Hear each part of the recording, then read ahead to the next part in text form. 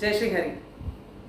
Manifestation की बात मैं आपसे इस समय कर रही हूँ और कॉन्टेक्स्ट आता है स्वादिष्ठान चक्र से, स्वादिष्ठान चक्र की हीलिंग से, क्योंकि हीलिंग स्वादिष्ठान चक्र की इसका अर्थ ये हुआ कि मुझसे जुड़ी हुई, मेरे मैं से जुड़े हुए हर विभाग प्रभाग की healing, every concept that is related to me, every idea that is related to me, every field of my existence that is related to me, उसकी हीलिंग की बात है स्वादिष्ठान चक्र की हीलिंग की बात।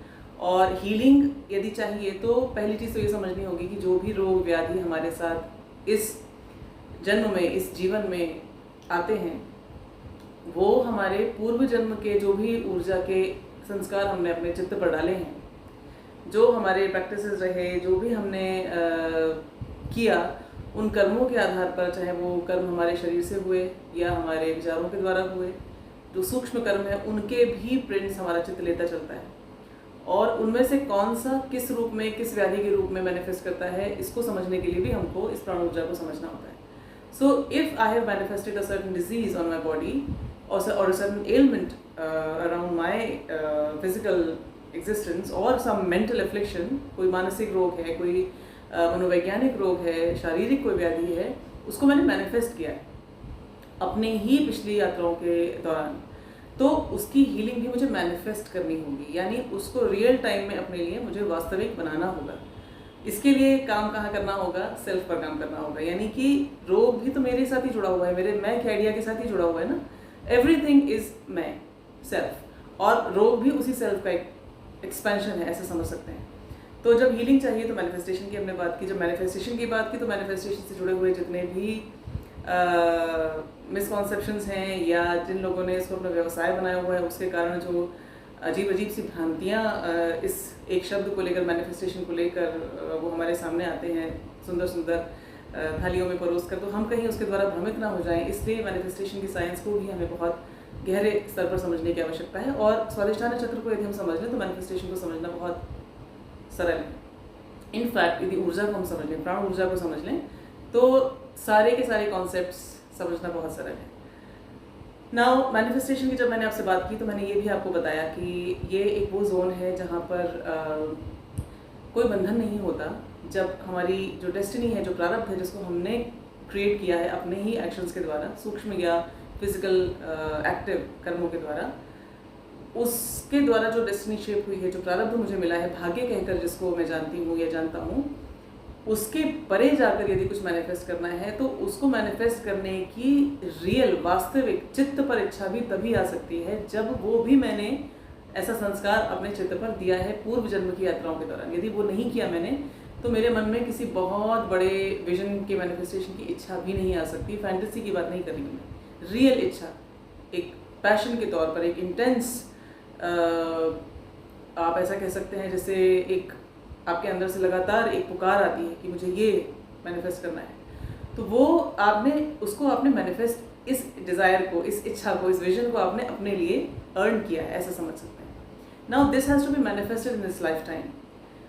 परंतु यदि डेस्टिनी के परे मुझे जाना है, कोई ऐसा विजन मुझे लाना है अपने अंदर जो मेरे उस क्षमता के अंदर है ही नहीं, मैं एक छोटी सी कोठरी में रहने वाली व्यक्ति हूँ, और मुझे यदि मैंशन का मैनिफेस्टेशन चाहिए तो मुझे अपना उस प्रारब्ध वाला घेरा, जिसके कारण मेरी इस जन्म की नियति में केवल झोपड़ी लिखी हुई है, उसको तोड़ना होगा।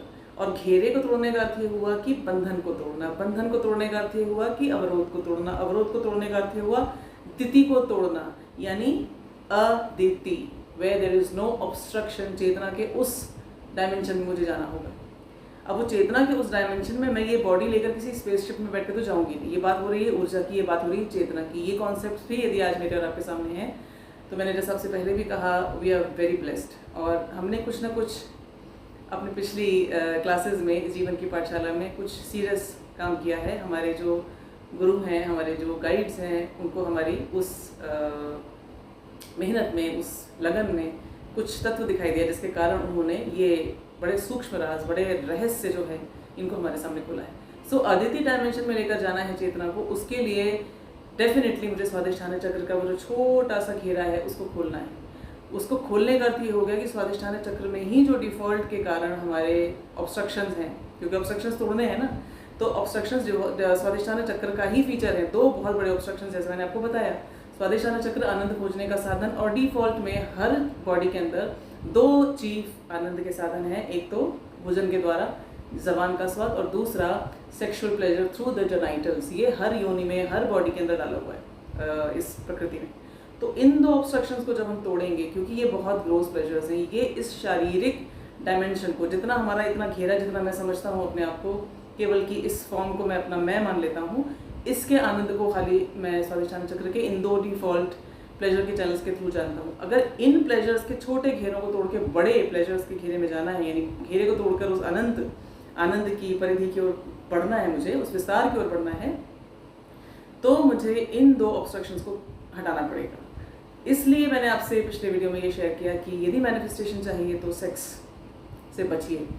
अब सेक्स से बचिए, यदि ये बात समझ में आ भी जाए ना कि सेक्स एक्सप्रेशन से, सेक्स के द्वारा मिलने वाले वो फुटकर आनंद से मुझे मुक्ति चाहिए, इतनी बात भी यदि मुझे समझ में आ जाती है कि मुझे कुछ बड़ा मैनिफेस्ट करना है, मैं यहाँ पे इस ह्यूमन फॉर्म में, द मोस्ट इवॉल्व फॉर्म में यदि आया हूँ, तो वो जो हर योनि में मुझे मिल जाएगा, हर इनकारनेशन में, हर बॉडी में मुझे जो आनंद मिल सकता है, थोड़ी थोड़ी देर का आनंद, फिर मैं उसके लिए क्यों भागूँ? फिर मैं बड़ा वाला कुछ क्यों ना हासिल करूँ जो केवल इस फॉर्म के माध्यम से मुझे मिल सकता है।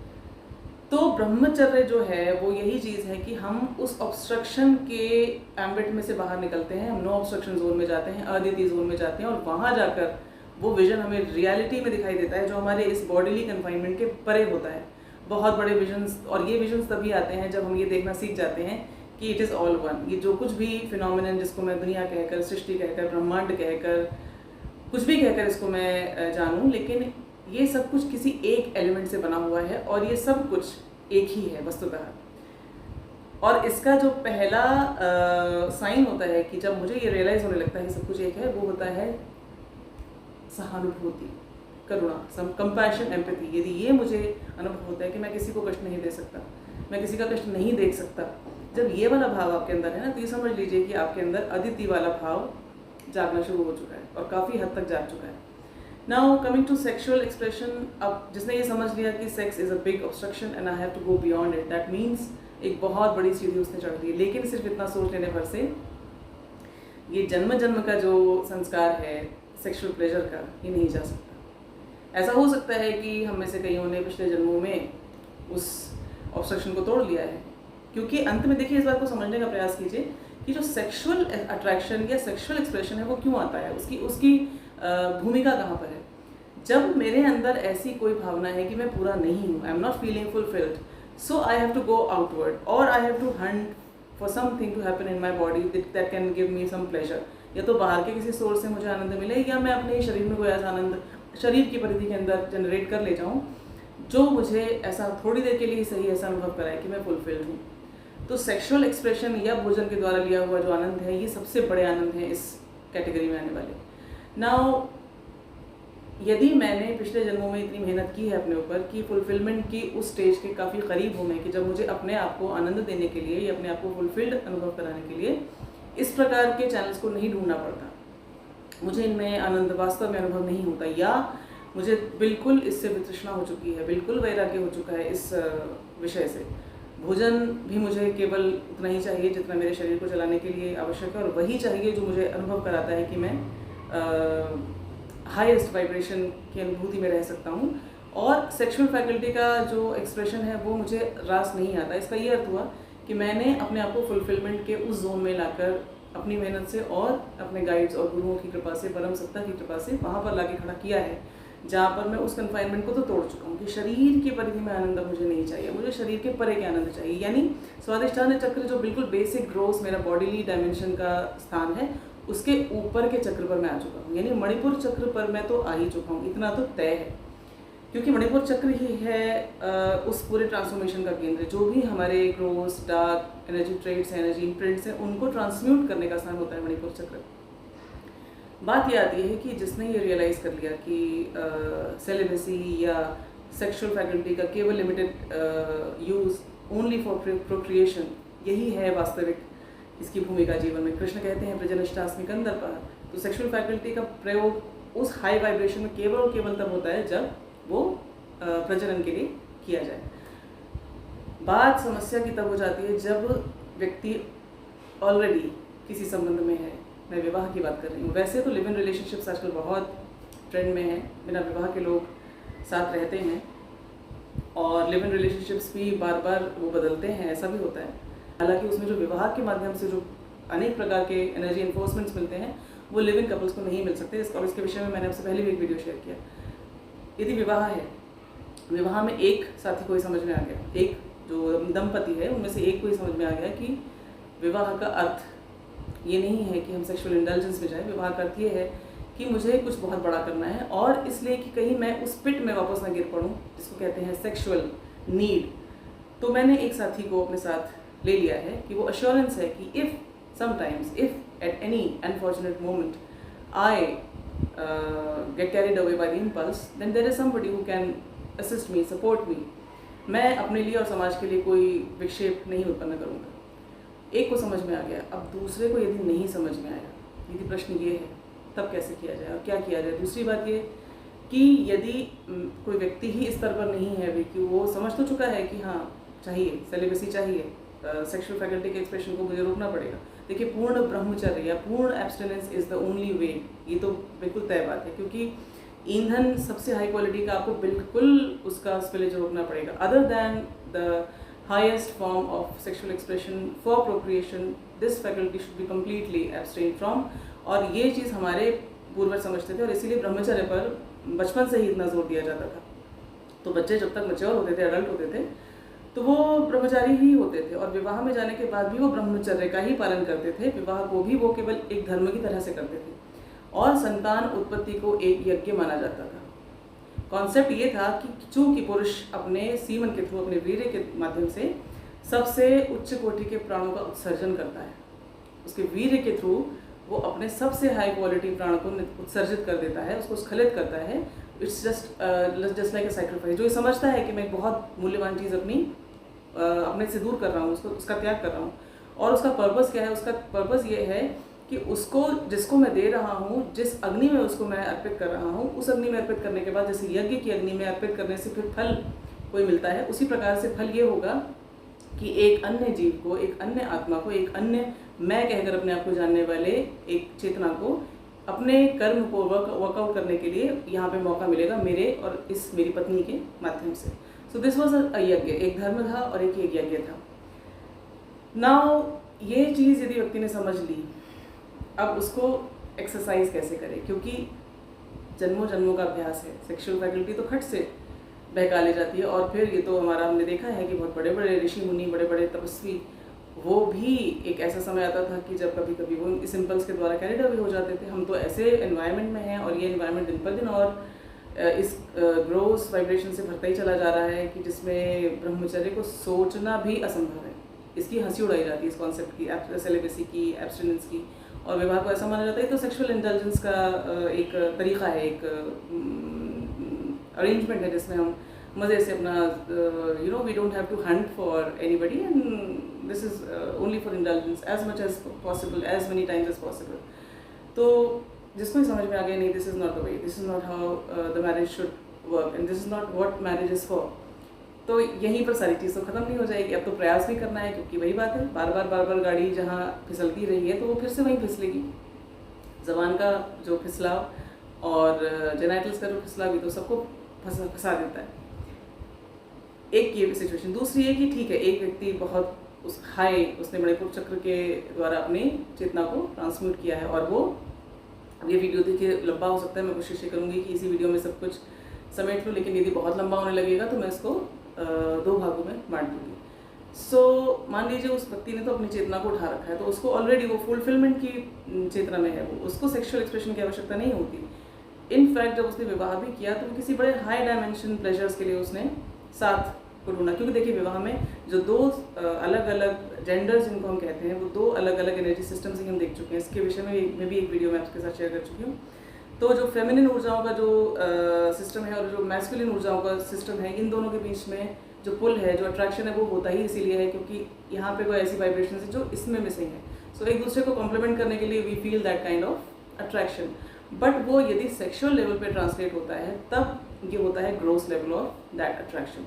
यदि व्यक्ति उसके ऊपर उठ चुका है, मणिपुर चक्र या उसके ऊपर की लेवल पर उसने अपने चेतना को चढ़ा लिया है, तो उसको अब इस मैरिज के साथ में भी सेक्सुअल एक्सप्रेशन नहीं चाहिए, सेक्सुअल फुलफिलमेंट नहीं चाहिए, उसको अब किसी और फाइन ऊर्जा का फुलफिलमेंट चाहिए। इसको ऐसे समझ सकते। अब मान लीजिए एक ऐसी विवाह की अरेंजमेंट को आप देखिए जिसमें एक व्यक्ति है जिसकी चेतना ऊंचे स्तर पर आ चुकी है, जो मणिपुर चक्र या उसके ऊपर वाले चक्रों पर आ चुका है। उसका साथी, चाहे वो स्त्री है, पत्नी है या पति है, जो भी है उसका, लेकिन अभी उतना एवोल्यूशन नहीं हुआ है, वो अभी स्वादिष्ठान चक्र पर ही केंद्रित है। उसके हिसाब से विवाह केवल सेक्सुअल नीड्स को पूरा करने के लिए और बच्चे पैदा कर लेना, यदि बाय एक्सीडेंट हो जाए या प्लान करके बच्चे पैदा कर लो, व्हाटएवर, बट बच्चे तो जस्ट अ साइड प्रोडक्ट्स हैं। असली तो है एक सेक्सुअल प्लेजर, विवाह का वो ये समझता है। तो ये जो दूसरा व्यक्ति जो अपनी चेतना को ऊपर ले जा चुका है, इन दोनों के बीच में जो मिसमैच, अभी तक मान लीजिए ये व्यक्ति इसको संतुष्ट करने के लिए, नीचे वाले फ्लोर वाले व्यक्ति को संतुष्ट करने के लिए बार बार नीचे उतरता था, उसको फुलफिल करने का प्रयास करता था, ये समझ कर कि मेरा धर्म है, विवाह में यदि मैंने ये शपथ ली है कि मैं इनको किसी प्रकार से अधूरा नहीं छोड़ूंगा या नहीं छोड़ूंगी, तो ये व्यक्ति अपनी चेतना से बार बार नीचे उतरता है, सेवा भाव से उतरता है और इनको फुलफिल करने की कोशिश करता है। परंतु चूंकि इस व्यक्ति का स्तर अभी स्वादिष्ठान चक्र है, इसने ना तो इस कॉन्सेप्ट को समझा, ना समझने की इसकी कोई इच्छा है कि मैं ऊपर चढ़ूँ। तो ये व्यक्ति कितनी बार नीचे उतरेगा, और यदि बार बार नीचे उतरेगा तो मैंने जैसे आपके साथ पिछले वीडियो में शेयर किया, सेक्सुअल कॉन्टैक्ट जितनी बार होगा, जितनी बार इस स्वादिष्ठान चक्र से स्वादिष्ठान चक्र का मिलन होगा, उतनी बार ऊर्जाएं यहाँ से वहाँ ट्रांसफर होंगी। विवाह में वैसे भी इतना क्लोज इंटीमेट कोहैबिटेशन होता है कि उसमें आप एक दूसरे की ऊर्जाओं से बच नहीं सकते।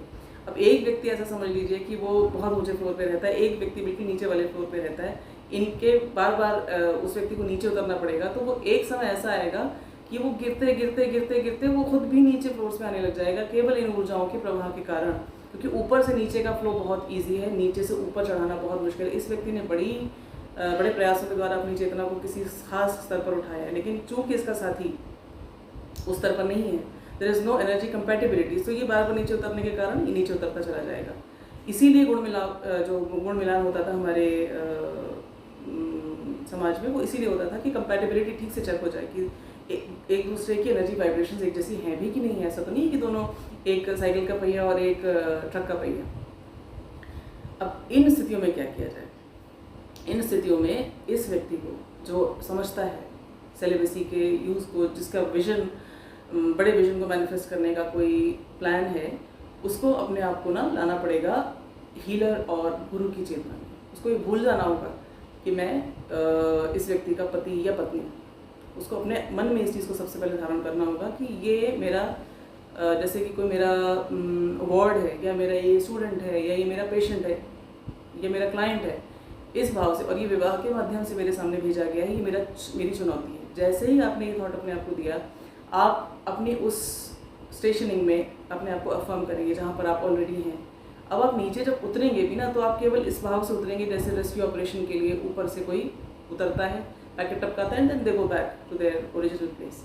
दूसरी चीज़ ये होगी कि अब आप इस ऊर्जा के इन्फ्लुएंस में आने से एक इम्यूनिटी अपने आप को दे देंगे। अब इसकी जो ग्रोथ वाइब्रेशन है ये आपको नहीं टच करेंगे, ऐसे जैसे कि आपने कोई शील्ड अपने चारों ओर इकट्ठी कर ली होगा। इससे ये कि चूंकि इसकी ऊर्जा अब आपकी जो तरक्की है उसको प्रभावित नहीं करेंगी, तो एटलीस्ट आपका जो अपवर्ड फ्लो है उसको ये व्यक्ति ऑब्स्ट्रक्ट नहीं करेगा। Now if this is not possible, ऐसे भी सिचुएशंस होती हैं जिसमें ये व्यक्ति अपनी सेक्सुअल नीड्स में इतना ज़्यादा ऑब्स्टिनेट है और इतना ज़्यादा उसकी उदर शिश्न प्रणाली का अभ्यस्त है कि वो इसके बियॉन्ड कुछ देखना नहीं चाहता। वो इसको कई सुंदर पैकेजिंग्स में भले ही आपको रैप करके दे दे, लेकिन उसकी अंतिम जो नीड है वो केवल वही, उसकी शरीर की जो बिल्कुल बेसिक सेक्सुअल नीड है, उसको केवल यही चीज़ इस संबंध में आगे चलाती है। Now this is where there is a lot of complications can arise. ये व्यक्ति न केवल अपने ऊर्जा के स्तर पर बल्कि इसको मानसिक मनोवैज्ञानिक स्तर पर बहुत प्रताड़नाएं झेलनी पड़ सकती हैं। यदि ये स्त्री है ये व्यक्ति हाई लेवल पर, तब तो इसके लिए और भी मुश्किल है, क्योंकि पुरुष हर प्रकार के अपने ज़ोर ज़बरदस्ती के द्वारा या अपने टेम्पर टैंट्रम्स के द्वारा या भयंकर एग्रेशन या वायलेंस के द्वारा किसी भी प्रकार से इस व्यक्ति को वापस नीचे खींचने का प्रयास कर सकता है। यदि ये व्यक्ति अपनी उस चेतना में सेक्सुअल लेवल पे नहीं भी उतरेगा तो भी उसको इतना कष्ट होगा ना, ये जो फ्रिक्शन क्रिएट होगा बार बार उसकी चेतना में, इस व्यक्ति की वो लगातार उसकी एपेटाइट है, जो ग्रोस एनर्जी कंजम्पशन की, इसके कारण ये बार बार जो इस पर मनोवैज्ञानिक और मानसिक दबाव डालेगा और ऊर्जा का जो बार बार टकराव होगा, ये इस व्यक्ति को जो ऊंचे लेवल पर है बहुत कष्ट देगा और ये किसी मानसिक मनोवैज्ञानिक कॉम्प्लिकेशन के रूप में ज़रूर या किसी शारीरिक रोग के रूप में ज़रूर सामने आएगा। ये बहुत टफ सिचुएशन। नाउ एक चीज़ और लोग सोचते, मान लीजिए इतनी बड़ी भयंकर सिचुएशन नहीं भी है तो भी लोग ऐसा समझते हैं कि हमारे रिलेशनशिप खराब हो जाएगा, हमारी इंटीमेसी प्रभावित हो जाएगी। सबसे आवश्यक, सबसे पहली चीज़ ये समझनी है कि देखिए इस संसार में जो कुछ भी हम करने आए हैं उसके पीछे हमारी स्पिरिट केवल सर्विस की होनी चाहिए, सेवा की भावना होनी चाहिए। मेरी अपनी इच्छा क्या है, इससे पहले मुझे ये सोचना होगा कि दूसरे की इच्छा क्या है, उसे क्या चाहिए, क्या मैं उसकी सेवा कर सकता हूँ या कर सकती हूँ। यदि किसी व्यक्ति को ऐसा लगता है कि यदि मैं अमुक व्यक्ति के साथ ये ग्रोस एक्सप्रेशन नहीं शेयर कर सकता क्योंकि मुझे उसमें अरुचि होने लगी है, अब इससे मेरा संबंध प्रभावित होगा, तो आप ये मानकर चलिए कि जो दूसरा व्यक्ति है जो संबंध इस बात से प्रभावित होने देता है, उसका आपके साथ जो जुड़ाव है ना वो केवल अपनी कामना के लिए है। मान लीजिए कोई ऐसी जबरदस्त व्याधि हो जाए कि व्यक्ति सेक्सुअली इनएक्टिव हो जाए, नहीं फुलफिल कर सकता है इस व्यक्ति की आवश्यकताओं को, तब क्या करेगा ये व्यक्ति? तभी व्यक्ति का विचार करेगा या अपने साथी को परेशान करेगा। तो इसका अर्थ ये हो गया कि स्वार्थ का ये ट्रेड है, ये व्यापार है। फिर से ये सोचना पड़ेगा कि क्या इस व्यापार के लिए मैं अपनी इतने जन्मों की जो मैंने मेहनत करके आज ये जो रिजल्ट तैयार किया है कि आज मैं यहाँ पर पहुँचा हूँ, क्या मैं इसको बर्बाद कर दूँ? तो यहाँ पर थोड़ा स्वार्थी, बड़े वाले सेल्फ के लिए स्वार्थी होना पड़ेगा, क्योंकि ये जो व्यक्ति है ये तो किसी स्तर पर टिका हुआ है, अटका हुआ है, ये जल्दी मूव नहीं करेगा यहाँ से, ना ये मूव करने की ज़रूरत को समझेगा, बल्कि जो ऊपर चढ़ चुका है उसको भी नीचे घसीटने के लिए लगा हुआ है। तो और ये व्यक्ति जब जैसे ही आपने इस बॉडी को छोड़ा, इस शरीर को छोड़ा, इस जीवन का पीरियड एंड हुआ, ये वाला टर्म एंड हुआ, इसका साथ आपके साथ छूट जाएगा। लेकिन इसने जो चित्त पे आपके संस्कार छोड़ दिए, आपकी ऊर्जाओं में जो पोल्यूशन, जो कंटामिनेशन डाल दिया, वो तो आपका हो जाएगा ना, फिर ये आपको ही भुगतना होगा। So you have to be very alert, very aware कि आप यहाँ क्यों आए हैं। हम यहाँ पर इतने सारे ऑर्गेनिजम्स, इतने सारे स्पीशीज़ की बॉडीज़ से गुजर कर एवोल्यूशन, जो डार्विन की थ्योरी है ना, डार्विन की थ्योरी बड़े ग्रोस लेवल पर है। एक्चुअली ये जो स्पिरिचुअल एवोल्यूशन की बात है, हम बहुत ऐसा समझ लीजिए कि बहुत हाई स्तर से गिरे और फिर हम धीरे धीरे ऊपर वापस चढ़े हैं। अब हम जो चढ़ के यहाँ तक पहुँचे हैं कि हम आज ह्यूमन फॉर्म में आ चुके हैं, हम इरेक्ट धरती के ग्रेविटेशन के बिल्कुल परे, उसके विरोध में हम खड़े हो सकते हैं सीधे। तो ये एक बहुत बड़ा साइन है प्रकृति के द्वारा दिया हुआ कि प्रकृति के बंधन हमारे लिए उस हद तक बाइंडिंग नहीं है जैसे वो अन्य लोगों के लिए जो केवल प्रकृति के पुतले हैं।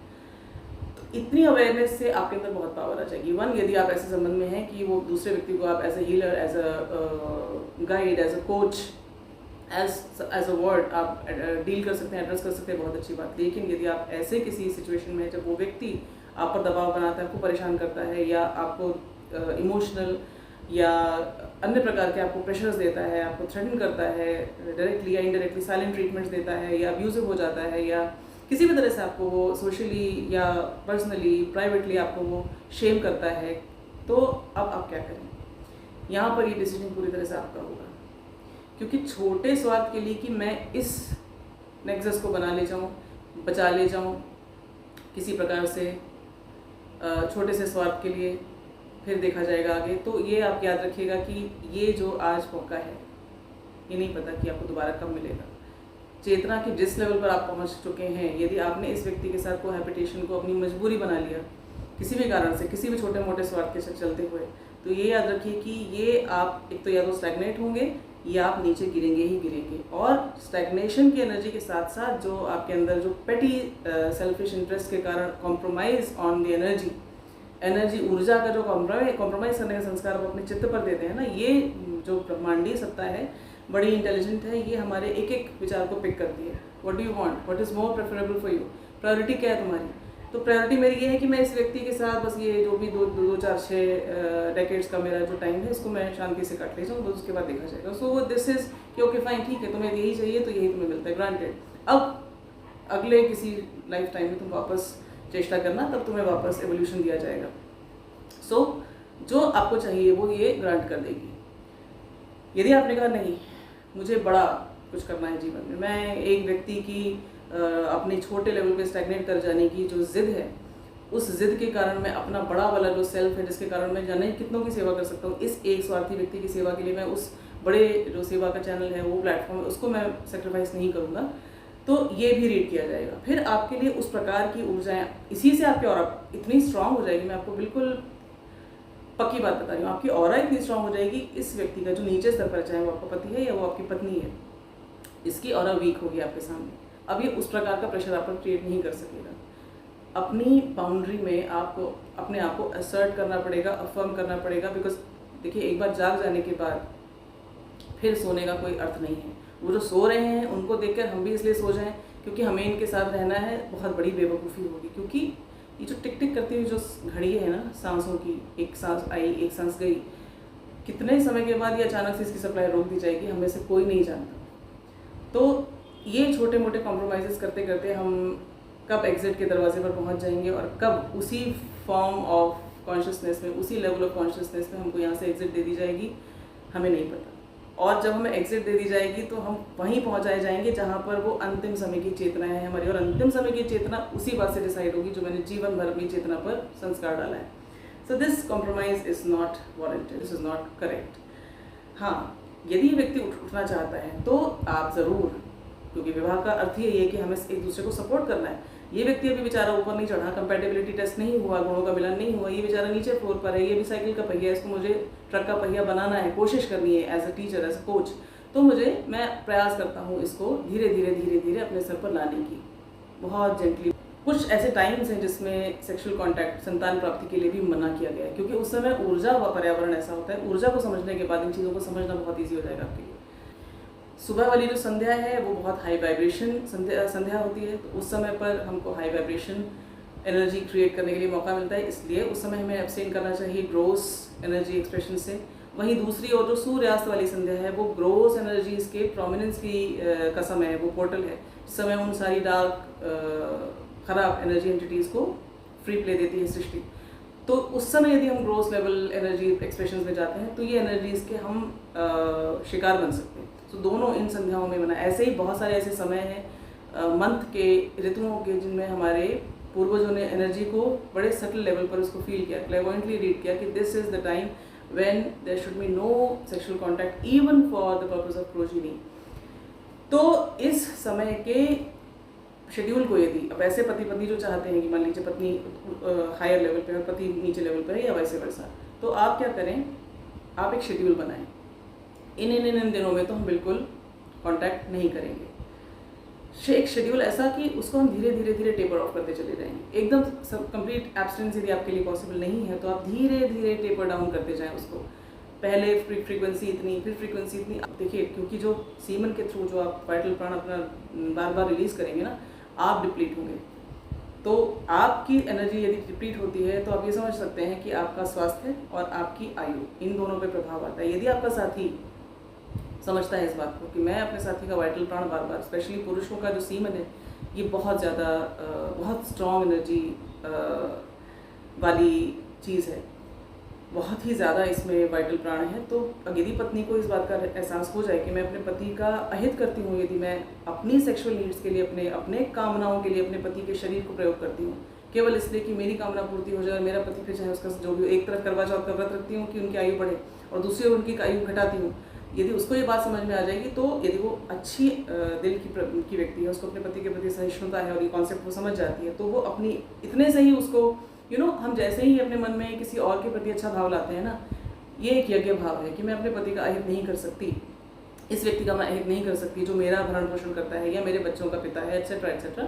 वैसे ही ये उसकी चेतना ऊंचे लेवल पे है। अब उसके लिए सेक्सुअल एब्सटेंस और ईजी होने लगेगा, फिर वो आपके स्तर पर आना शुरू कर देगी। या यही चीज़ पति भी कर सकता है कि मैं अपनी पत्नी को, वो किसी स्तर पर आ चुकी है, मैं उसको नीचे नहीं घसीटूंगा केवल इसलिए क्योंकि मेरे शरीर की कुछ ज़रूरतें हैं, मैं स्ट्रांग हूँ, मैं कर सकता हूँ, मैं अपनी पत्नी का साथ दूंगा, पर जहाँ पर मैं बहुत कमज़ोर पड़ जाऊँगा तो मैं अपनी पत्नी का साथ मांगूंगा। माँ आनंदमयी की जो कथा है उसमें माँ आनंदमयी एक लेवल ऑफ एवोल्यूशन पर थी। सेक्सुअल एब्सटिनेंस उनके लिए it was a way of life, उनको कोई बॉडी कॉन्शियसनेस नहीं थी, परंतु उनका विवाह जिस व्यक्ति से किया गया वो उतने उन्नत नहीं थे, परंतु उन्होंने इस बात को रियलाइज़ किया कि मेरी पत्नी का जो स्थान है, मुझे अब उनको अपने लेवल पर नहीं लाना है, मुझे उनके लेवल पर जाना है। तो उन्होंने अपनी पत्नी को अपना गुरु बनाया। उसी प्रकार से रामकृष्ण परमहंस जी की भी आपने कहानी सुनी होगी। उसमें जो माँ शारदा हैं वो उतने उच्च लेवल पे भले ही नहीं थी, परंतु उन्होंने अपने पति का साथ देने के लिए जैसे ही ये प्रण किया कि मैं अपने पति का साथ दूंगी, वैसे ही उनके लिए सेक्सुअल एब्स्टिनेंस ईजी हो गया। तो ये शक्ति जो है ब्रह्मांड की सत्ता, जो हमारी परमेश्वर जिसको हम कहते हैं, और उसके द्वारा नियुक्त जितने भी हाई वाइब्रेटिंग एनर्जी बीइंग्स हैं, ये तो ऐसा समझ लीजिए घूम रहे हैं कि मैं ढूंढूं किसी को जो दूसरे के लिए सेवा भाव से जाना चाहता है, जो ऊपर उठना चाहता है। और जैसे ही मैंने अपने मन में विचार भर लाया, ये तुरंत उस विचार के सिग्नल को कैच करते हैं और हमारे लिए काम करना शुरू कर देते हैं। तो इतना करने भर से आपका बहुत बहुत बहुत अपलिफ्टमेंट हो जाएगा। शेड्यूल आपने बनाया कि हम इन दिनों में नहीं करेंगे, वो उसमें महिला का जो मेंस्ट्रुअल साइकिल है उसके अनुसार कुछ दिन नियत किए गए हैं हमारे शास्त्रों में कि इन दिनों में बिल्कुल संतान प्राप्ति के लिए भी सेक्सुअल कॉन्टैक्ट नहीं किया जाएगा। During menstruation this contact is not at all allowed, और ये तो डॉक्टर्स भी जानते हैं कि एंडोमेट्रियोसिस जैसी बीमारी होने का भी डर है यदि ड्यूरिंग मेंस्ट्रुएशन ये इस तरह के कॉन्टैक्ट किए जाए। अच्छा, इसके अतिरिक्त अपने आप को इस फैकल्टी के एक्सप्रेशन से एब्सटेन करने के लिए ज़रा सोच के देखिए, हम ह्यूमन बॉडी में जब आए हैं हम क्यों सेक्स को शेम करते हैं? कभी सोच के देखा है आपने? सेक्स को हम बड़े खुल के क्यों नहीं हम अपने समाज में इसके विषय में बात करते हैं? भले ही इसको प्रजनन के कारण या हमारे जन्म लेने की प्रोसेस के कारण कि हम अपने कर्म को वर्कआउट कर सकते हैं, इसके कारण बहुत हाई स्थान हम देना चाहें, परंतु जो प्रोसेस है तो बहुत ग्रॉस है, क्योंकि इतनी हाई, अगर हम कहते हैं कि हम most evolved form of consciousness है, तो हमारा जन्म तो किसी बड़ी high quality of energy expression से होना चाहिए। सबसे नीचे स्तर का जो एनर्जी एक्सप्रेशन है उसके माध्यम से हमारा जन्म नहीं होना चाहिए। दूसरी चीज़, हमारा रहन सहन जो हमारी माँ के शरीर के अंदर है वो भी कहाँ है? सबसे घटिया जगह पर। किसी यदि ये 7 तलों का जो भवन है हमारा, तो जन्म का कारण भी किसी हाई फ्लोर पे होना चाहिए, और जन्म का स्थान भी बहुत हाई। जो जन्म की प्रोसेस है वो देखिए कितनी गोरी, कितनी डिस्गस्टिंग है। माँओं का मलमूत्र निकल जाता है जन्म के समय, माँ चीखती है, पीड़ा से छटपटाती है, न जाने कितना रक्त वहाँ पर होता है। क्या ये जन्म, ये मैं चाहता हूँ अपने लिए? क्या ह्यूमन फॉर्म की ये डिस्ग्रेस नहीं है? ये थॉट यदि आपके मन में आ जाए कि सेक्सुअल फैकल्टी का जो आनंद है वो मुझे कहाँ से मिलता है?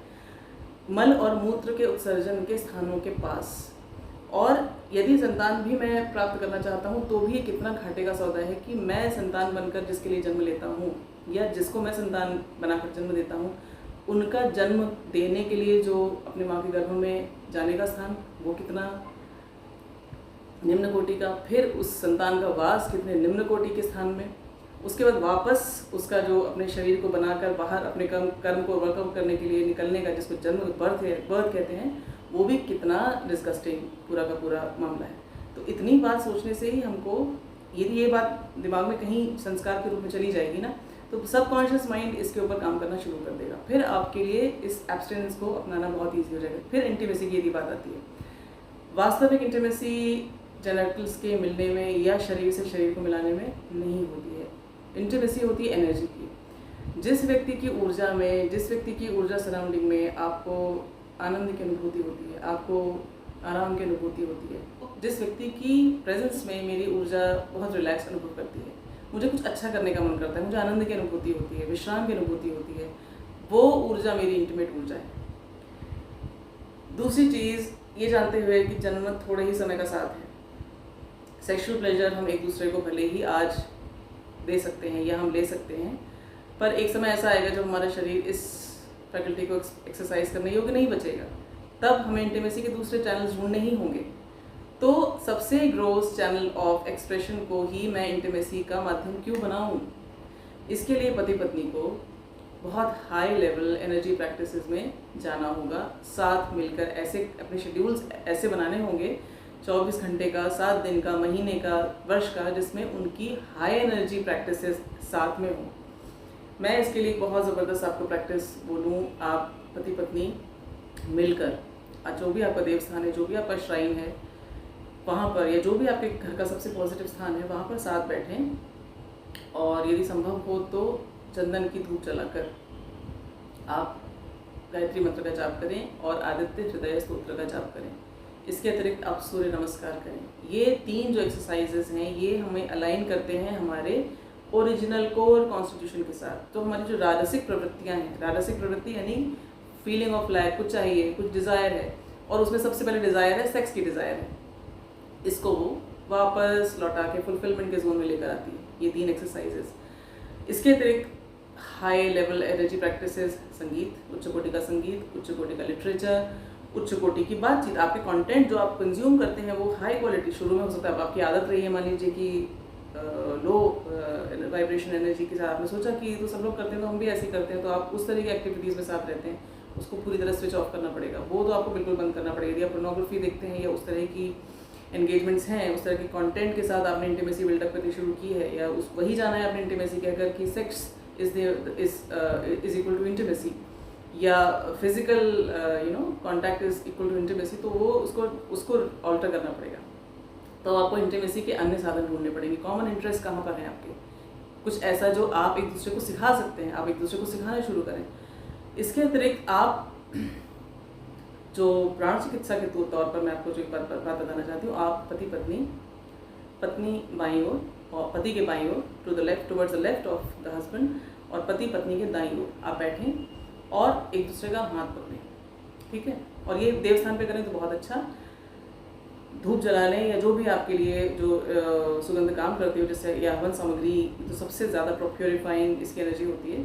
इसके बाद आप अपने हाथ को इस प्रकार से ऊपर उठाएं, ठीक है, और स्माइल करें। आपने एक दूसरे का हाथ पकड़ा हुआ है और अब आप क्या करेंगे, आप उस ईश्वर को आप जिस भी रूप में, जिस भी नाम से आप पुकारते हैं, आप उनसे ये अनुरोध करेंगे कि हम पति पत्नी के तौर पर हम ऊंचा उठना चाहते हैं, हमें अपनी चेतना को ऊपर ले जाने में हमारी सहायता कीजिए, हमारे ग्रोस एनर्जी वाइब्रेशंस को हाई एनर्जी वाइब्रेशंस में ट्रांसम्यूट कीजिए, धन्यवाद। क्या हो रहा है, जैसे ही आपने कहा, ये प्राण ऐसे समझ लीजिए जैसे एक बरसती हुई, ज़बरदस्त रूप से बरसती हुई धुआंधार बरसात। यहाँ से हम जब प्राण चिकित्सा जब बिल्कुल बेसिक लेवल पे लेते हैं तो हम अपनी हथेलियों का प्रयोग करते हैं, यहाँ पर चक्र होते हैं। आपने इससे उस हाई क्वालिटी प्राण को इनवाइट किया अपने अंदर, अपने साथी की ओर आपने इसको दिया, और आप इसको करें जितनी बार आपको लगे कि हमें इसको, और इसको आप पहली बार हो सकता है आपको उतना अच्छा ना अनुभव हो, लेकिन यदि आप दिन में इसको सुबह और शाम ही करने का प्रयास करें, सोने से पहले यदि आप दोनों पति पत्नी एक दूसरे के साथ इसका अभ्यास करें, इंटीमेसी का ये जो चैनल है ना, यदि आप इसके साथ बगल में ओम का पीछे साउंड लगातार बजा के रखें, या आप स्वयं ही ओम ओम इस तरह से आप दोनों पति पत्नी साथ साथ बोलें, इस इंटीमेसी का कोई तोड़ नहीं है।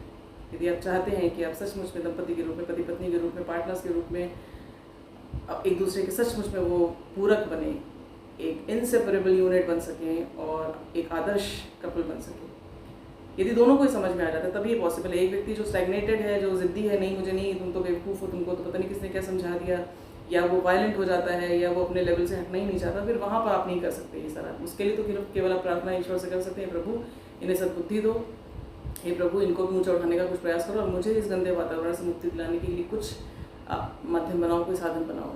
तो आप विश्वास कीजिए कुछ ना कुछ ऐसा बनाया जाएगा जिसके द्वारा आप उठा लिए जाएंगे। लेकिन फिर जब उठा लिए जाएंगे वाली जब बात आती है ना, तो अब ये भी याद रखिए कि वो कोई थोड़ा सा पेनफुल तरीका भी हो सकता है। गंदगी से बाहर निकालने में कई बार पेन, क्योंकि प्रारब्ध से आपने क्रिएट किया ना ये आप अपने लिए ये सेटअप, या कोई लेसन के लिए आपने कि कुछ लर्न करना है आपको, तो वहाँ से बाहर निकालने के लिए जो एग्जिट का पॉइंट होगा ना, वो बड़ा प्लेजरेबल होगा, ऐसा ज़रूरी नहीं है, लेकिन इससे बाहर है जो असली, जिसको आप कह सकते हैं कि प्लेजर होगा। विवाह की जो हिंदू विवाह की सप्तपदी परंपरा है ना, इसमें 7 पद लिए जाते हैं, और ऐसा कहा गया है कि 7 पद, जो 7 कदम साथ चल लिए वो मित्र हैं।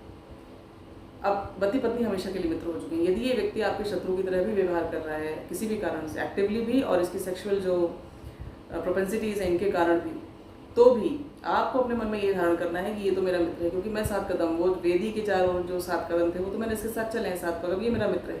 ये भले शत्रु भाव में है, लेकिन ये मेरे लिए मित्र के रूप में ही कार्य करने आया है, उस परम सत्ता के प्लान के आधार पर।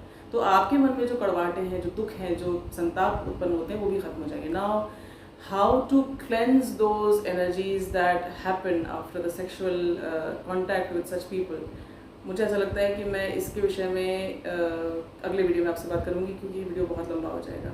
मैंने ज़्यादातर टॉपिक्स को आज कवर करने की कोशिश की है इस विषय से रिलेटेड, तो सम अप करने के लिए मैनिफेस्टेशन, यदि आपको चाहिए बड़े विजन्स का, तो आपको अपनी सेक्स फैकल्टी के ऑब्स्ट्रक्शन को तोड़ना पड़ेगा। यदि उस ऑब्स्ट्रक्शन को तोड़ने के रास्ते में आपका पार्टनर, आपका पति या पत्नी बाधा बनता है, तो आपको सीन को ठीक से देखना पड़ेगा कि क्या ये व्यक्ति ऊपर चढ़ना चाहता है कि नहीं। यदि नहीं चढ़ना चाहता है तो इसको वहीं छोड़कर मैं अपनी यात्रा ज़रूर अपवर्ड लूँगा, और उसके लिए फिर आपको अपनी और स्ट्रॉन्ग करनी होगी। हो सकता है आपको डिवोर्स भी लेना हो सकता है आपको सेपरेशन की ओर जाना हो सकता है आपको एब्सटिनेंस अपने घर में रहते हुए ऐसे कोई तरीके ढूंढने हो जिसमें कि थोड़ा पेन आपके लिए क्रिएट हो सकता है। और यदि ये व्यक्ति थोड़ा सा भी आपके प्रति प्रेम का भाव रखता है, अच्छा व्यक्ति है, तब फिर आपको इसके लिए एक सहायता का, क्योंकि विवाह का अर्थ यह है कि हम एक दूसरे की सहायता करेंगे। सो इस व्यक्ति को आपको उठाने के लिए इसको बार बार नीचे उतरना होगा हेल्प रेस्क्यू के भाव से, और धीरे धीरे काउंसलिंग के द्वारा इसको, और ये जो मैंने आपको एनर्जी प्रैक्टिस बताई हैं, प्रैक्टिसेस बताई हैं, इनको आप ज़रूर करें। ये बहुत जल्दी आपको प्रभाव दिखाएंगे। एक चीज़ और, यदि आप एब्सटिनेंस के मार्ग पर चलेंगे तो जब जैसे, क्योंकि स्वादिष्ठान चक्र अपने अंदर भरे हुए उन संस्कारों को, वो जो ऊर्जाएं आपके अंदर भरी हुई है ना, सोलर प्लेक्सस में जो घुसती हैं ये सारी गंदी ऊर्जाएं, तो ये जो सेक्सुअल प्लेजर से भोग करने वाली ऊर्जाएं हैं, ये भी वहीं पे स्टोर हैं।